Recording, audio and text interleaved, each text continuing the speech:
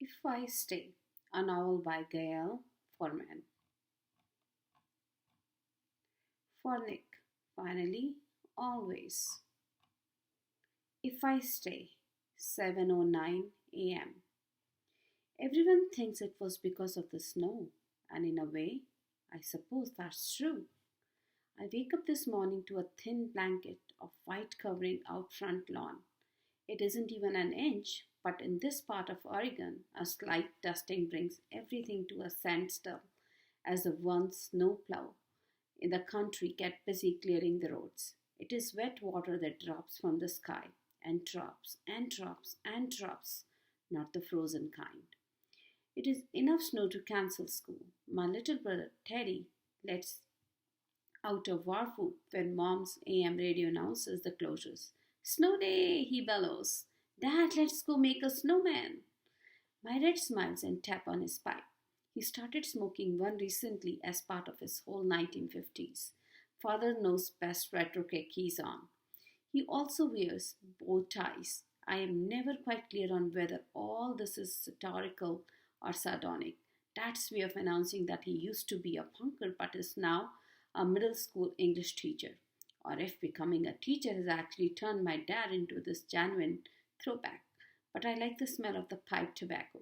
It is sweet and smoky and reminds me of winters and wood stoves. You can make a valiant try, Dad tells Teddy, but it's hardly sticking to the roads. Maybe you should consider a snow amoeba. I can tell Dad is happy. Barely an inch of snow means that all schools in the county are closed, including my high school and the middle school where Dad was. So it's an unexpected day off for him, too. My mother, who works for a travel agent in town, clicks off the radio and pours herself a second cup of coffee. Well, if we lot are playing hooky today, no way I'm going to work. It's simply not right. She picks up the telephone to call in. When she is done, she looks at us. Should I make breakfast? Dad and I guffaw at the same time.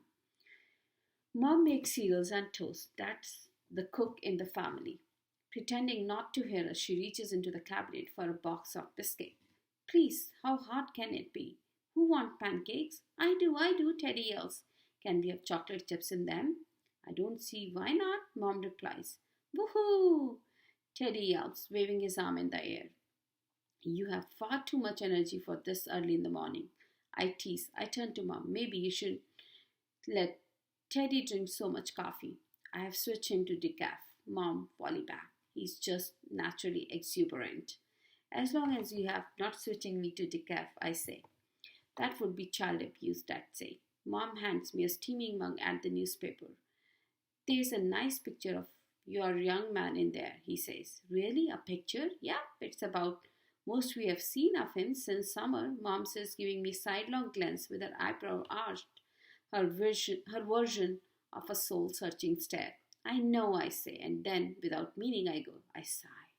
Adam's band, Shooting Star, is on an upward spiral, which is a great thing, mostly. Fame wasted on your youth. Dad says, but he's smiling. I know he's excited for Adam, proud even. I leave I leaf through the newspaper to the calendar section. There's a small blurb about Shooting Star with an even smaller picture of the four of them, next to a big article about Bikini and huge picture of the band's lead singer, punk rock diva Brooke Vega. The bit about them basically says that local band Shooting Star is opening for Bikini on the Portland land of Bikini's national tour. It doesn't mention the even bigger to me news. The last night Shooting Star headlined at a club in Seattle, and according to the text Adam sent me at midnight, sold out the place. Are you going tonight? Dad asked. I was planning to. It depends if they shut down the whole state on account of the snow. It is approaching a blizzard. Dad says, pointing to a single snowflake floating its way to the earth. I am also supposed to rehearse with some pianists from the college that Professor Christie dug up.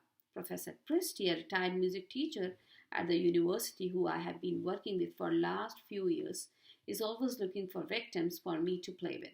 Keep you sharp as so you can show all the Juilliard snobs how it's really done, she says.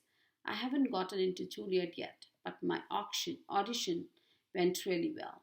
The bat suit and Shashevich had both flown out of me like never before, like my fingers were just an extension of the strings and bow. When I finished playing, panting, my legs shaking from pressing together so hard, one judge had clapped a little, and I guess doesn't happen very often, and I had shuffled out the same judge. That same judge had told me that if it had been a long time since the school had seen an Oregon County girl, Professor Christie had taken that to mean a guaranteed acceptance. I wasn't so sure that was true, and I wasn't 100% sure that I wanted it to be true, just like the shooting star's meteoric rise. My admission to Gilead, if it happens, will create certain complications or more accurately would compound the complications that have already cropped up in the last few months. I need more coffee, anyone else? Mom asked, hovering over me with the ancient percolator. I sniffed the coffee, the rich, black, oily French toast we all preferred. The smell alone perks me up. I'm pondering going back to bed, I say. My cello is at school, so I can't even practice. Not practice for 24 hours. Be still, my broken heart, Mom says, though she has acquired a taste of classical music over the years. It's like learning to appreciate a stinky cheese. She has been not always delighted captive audience for many of my marathon rehearsals. I hear a crash and boom coming from upstairs. Teddy's pounding on his drum kit. It used to belong to Dad, back when he had played drums in big in our town, unknown anywhere else band, back when he had worked at a record store. Dad grins at Teddy's noise, and seeing that I feel a familiar pang, I know it's silly, but I have always wondered if Dad is disappointed that I didn't become a rock chick. I would meant to. I had meant to. Then in third grade, I had wandered over to the cello in music class. It looked almost human to me. It looked like if you played it, it would tell you secrets. So I started playing. It's been almost 10 years now and I haven't stopped. So much for going back to sleep. Mom yells over Teddy's noise. What do you know that snow's already melting? Dad says, puffing on his pipe. I go to the back door and peek outside. A patch of sunlight had broken through the clouds and I can hear the hiss of ice melting. I close the door and go back to the table. I think the county overreacted, I say. Maybe, but they can't uncancel school. Horse is already out of the barn. And I already called in for the day off, Mom says. Indeed. But we might take advantage of this unexpected boon and go somewhere, Dad says. Take a drive, visit Henry and Willow. Henry and Willow are some of Mom's dad's old music friends who also had a kid and decided to start behaving like grown-ups. They live in a big old farmhouse. Henry does web stuff from the barn they converted into home office, and Willow works at a nearby hospital. They have a baby girl. That's the real reason Mom and Dad want to go out there. Teddy having just turned 8 and me being 17 means that we are long past giving off that sour milk smell and makes adult melt. We can stop at Book Barn on the way back, Mom says, as if to entice me. Book Barn is a giant dusty old used bookstores. In the back they keep a stash of 25-cent classical records that nobody ever seems to buy except me. I keep a pile of them hidden under my bed. A collection of classical records is not the kind of thing that you advertise. I have shown them to Adam, but that was only after we had already been together for 5 months. I had expected him to laugh. He's such a cool guy with his packet jeans and black low tops, his effortlessly beat up punk rock tees, and his subtle tattoos. He's not the kind of guy to end up with someone like me, which was why I had first spotted him watching me at the music studios at school 2 years ago. I had been convinced he was making fun of me and I had hidden from him. Anyhow, he hadn't laughed. It turned out he had a dusty collection of punk rock records under his bed. We can also stop by Gran and Cramps for an early dinner, Dad says, already reaching for the phone. We will have you back in plenty of time to get to Portland, he adds as he dials. I am in, I say. It isn't the lure of Book Barn or the fact that Adam is on tour or that my best friend Kim is busy doing yearbook stuff. It isn't even that my cello is at school or that I could stay home and watch TV or sleep. I would actually rather go off with my family.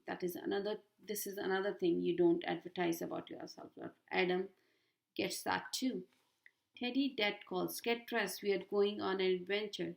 Teddy finishes off his drum solo with a crash of cymbals. A moment later, he's pounding into the kitchen, fully dressed, as if he had pulled on his clothes while careening down the steep wooden staircase of our drafty Victorian house. School's out for summer, he sings.